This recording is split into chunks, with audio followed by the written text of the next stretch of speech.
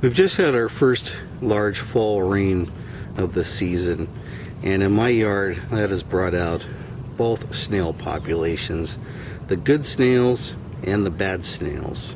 The good snails here are the little ice cream coat shaped long snails, the Decollate snail, and the bad snail we can all recognize, the European brown snail. And there are other brown garden snails or garden snails, but in my region it's the European brown garden snail. And what's going on here is that the two of these critters are fertilizing each other, and that will result in each of them being able to lay between 30 and 120 eggs each.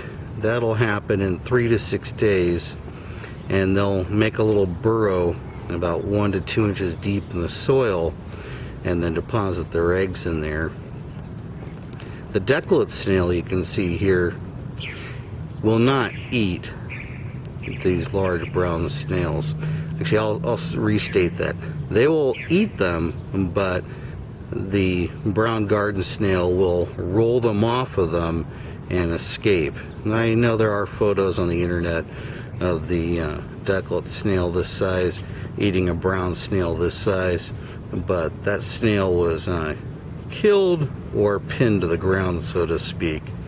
The Decollate snail is most effective when it finds the egg stashes of the brown snail and feeds on all of those eggs, and also feeds on the juvenile brown snails.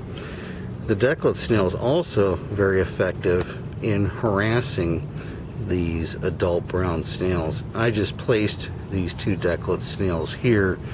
They weren't there on the in the bedroom, so to speak, of the snail mating action.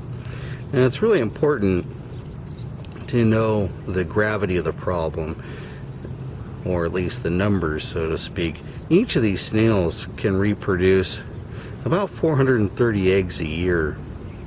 And many years ago, when I was in college studying agriculture and pest management and horticulture, I did my research paper for one of my semesters on using Decollate snails as the biological control of the brown garden snail.